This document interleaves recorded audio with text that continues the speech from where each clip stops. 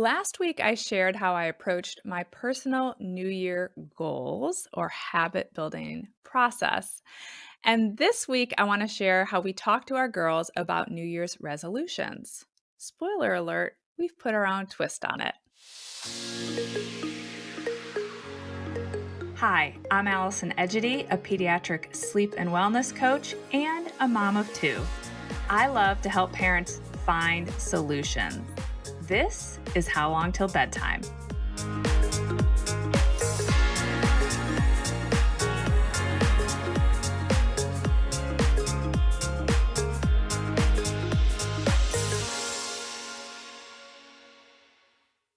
One thing I've realized since having children and then starting my own business is that I want my kids to become dreamers. I want them to dream big. I want them to see dreams come true.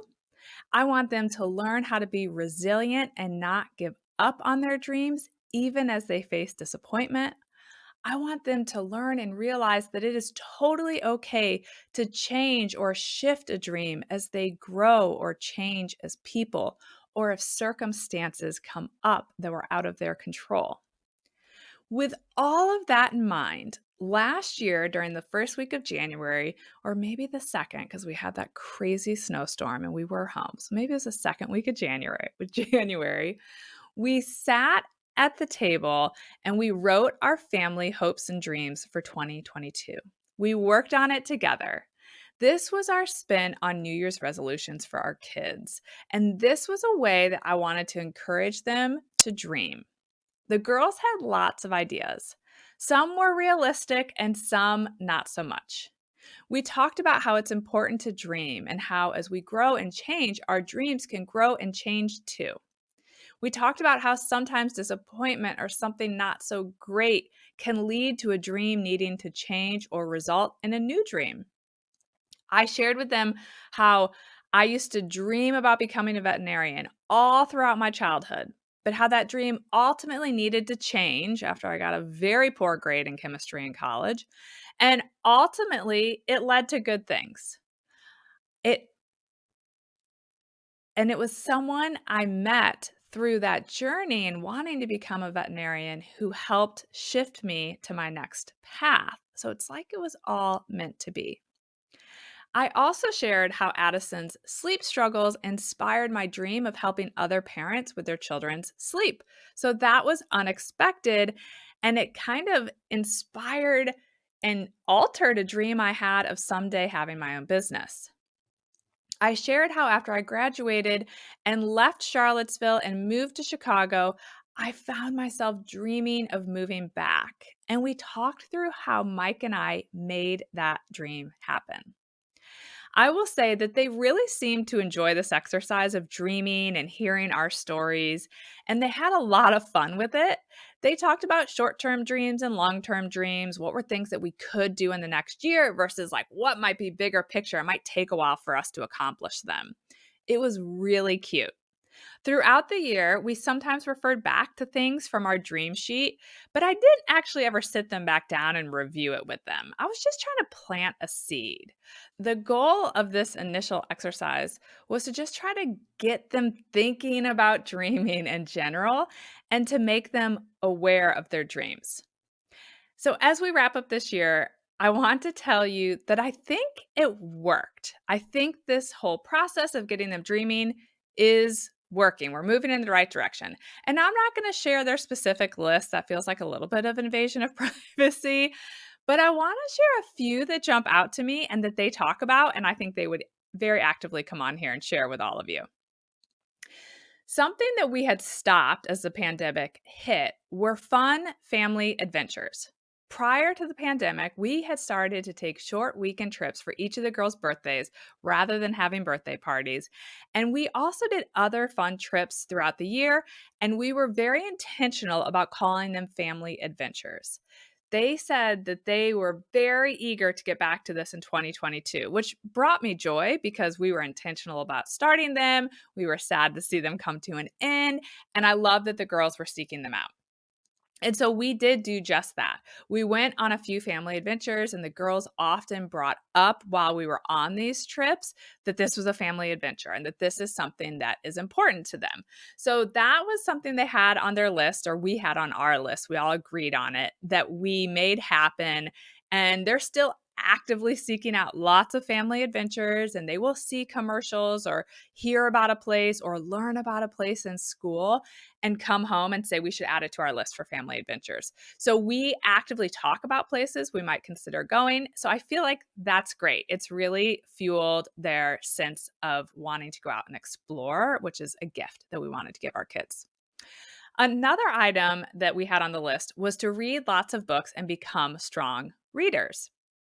In a future episode, I'm going to share Addison's journey to learn to read because it was a very challenging couple of years and it resulted in her saying she hated reading for a very long time. But that literally is going to need a whole episode. But that was hard for me because I loved to read as a child. So it was a pain point, and I was really becoming nervous that we weren't going to be able to turn around on that. And then for Ainsley, her journey to learn to read was much smoother. But I think the angst of Addison's reading journey got in her head a little bit. And she was not actively saying that she enjoyed reading or really allowing herself to get sucked into a good book.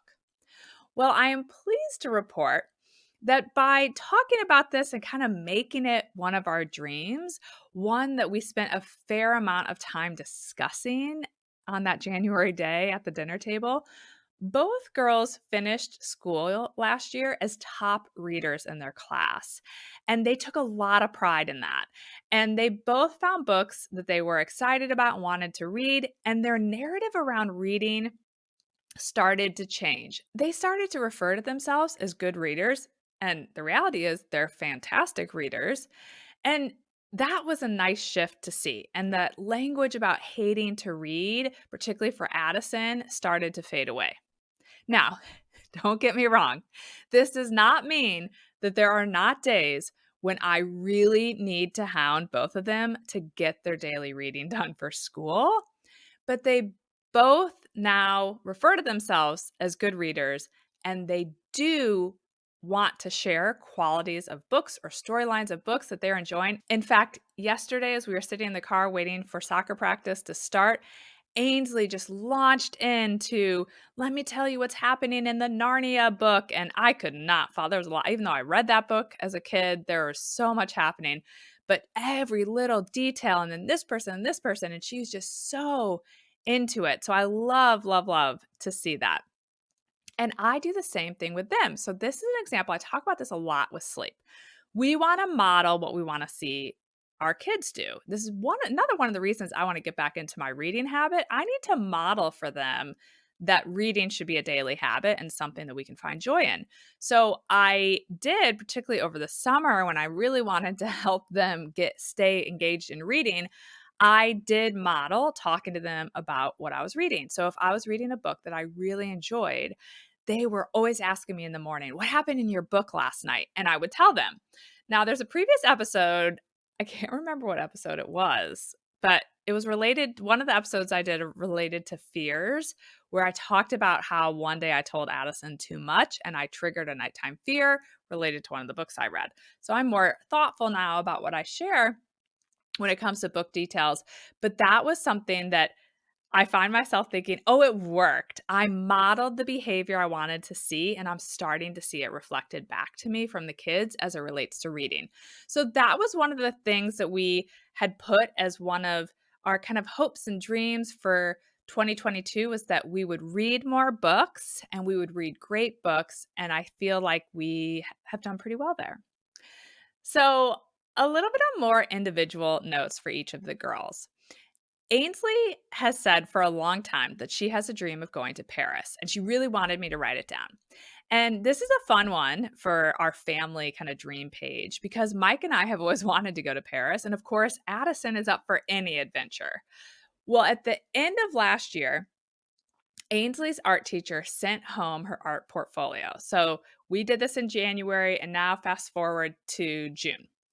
And there was a picture that she had a painting that Ainsley had made inside this portfolio that was a painting of the Eiffel Tower with a little girl flying over the Eiffel Tower. And then there's a tag at the bottom and it says an artist description. And that description said, "This is a painting showing me dreaming of going to Paris." This painting made me so happy. It is now framed and in our family room because I thought, wow, she's really visualizing bringing this to life. And it really prompted me to think, it's time to make this happen. I am ready to make this dream come true. This is a big dream. This is a huge dream. And I kind of want to use it to inspire her that we can dream and visualize great things and they can happen. So Mike and I started planning and budgeting, thinking, okay, we're going to get this 2023 Paris trip going. And it's now booked, you guys. So it's booked. Both girls know about it. They're thrilled. But Ainsley brings it up about once a week. So for whatever reason, this is just incredibly, incredibly important to her. And she talks about places she wants to see, food she wants to eat. She wants to try escargot. And she asks about what we'll be doing there. And she's very eager to learn about things as I'm looking into planning this trip. So she really constantly talks about this is her dream to go to Paris and that it's coming true. So, beyond being personally thrilled to go somewhere that Mike and I have always wanted to go, and knowing that our girls are going to get this really wonderful experience, it's kind of magical to help make this dream come true for the girls, particularly for Ainsley. So, my cute story about Addison is that she said she's dreaming about being an engineer who's an inventor. And she has lots of ideas of things that she wants to invent, but she's currently focused on a hover car. And I have to tell you that I tend to be a bit of a realist. And this is part of the reason I want to help my kids be dreamers because I can always start thinking of like the reasons something can't work. And so when she talks through the details of her invention, sometimes my gut is to shoot them down or explain because, I have more life experience why that idea is not going to work. But after our New Year's dream conversation, I really focused on encouraging her to think about that hover car invention and to think through ideas and challenges she may face and focus on problem solving and be open to the fact that a different or new idea may come her way down the road. I still don't think we need a hover car, but maybe she's going to prove me wrong. What do I know? So, as the year took off, I focused on eagerly listening to her ideas as they evolve. And as this year's coming to an end, I got to tell you, she is still focused on wanting to invent some sort of hover car that doesn't need wheels. But the reason I know that the encouragement to keep dreaming about her invention is working is because she talks about it a lot. And she has started to find things that won't work in her idea. Like she learned something new and it makes her realize, well, that part of my idea is not going to work. I'm going to have to come up with something new. And she's thinking about it a lot. She's shared her ideas with her babysitters and she's talked to other adults in her life who she thinks will be interested. And I know this because they come back to me and say, have you heard about Addison's focus on building this hover car and her dream about doing this and the ideas she has? And so they're eager to report back to me. And they're kind of impressed with how seriously she has thought about this. And I am so here for it. And I'm always anxious for what her next idea will be. She has lots of ideas, but this hover car one is a big focus of hers. So it's something we wrote down. It's something that I'm having to work on myself to not just shut down her ideas, which makes me sound terrible, but to just encourage her to keep thinking about it. Sometimes I may point out, well, do you think this would work or this would happen? But I'm loving seeing her focus on this because I think, man, if I can encourage this at the end of the day, I think she will invent something, which would be amazing. So, as we head into 2023, we will have another family conversation about our 2022 dreams and our dreams for the new year. So, what did we accomplish last year? What's still in the works and a dream that we want to keep on this dream page? Have we grown or shifted away from anything on the list? What's new that has come up over this past year that we want to add to the list? I cannot wait to hear what they want to add in 2023. So I would love to hear if you help your kids with New Year's resolutions or talk about their hopes or dreams as they enter a new year. Or is there something that you did as a child that your parents did with you to ring in a new year that you do with your kids or you plan to do with your little ones as they get older? I love to hear about these ideas. It's picking up on other people's ideas that has allowed me to come up with kind of fine tuning how we want to approach things like this with my kids. So, if you have an example of how you've approached it in the past, how your parents approached it with you, or how you plan to approach it, shoot me a DM on Instagram. My handle is at Sleep and Wellness Coach. Thanks for joining me again this week. Cheers to a joyful holiday break with your children if you're getting one. I hope you'll come back again next week. Bye for now. Thank you for listening to How Long Till Bedtime. To learn how we can work together to improve your child's sleep, please visit sleepandwellnesscoach.com.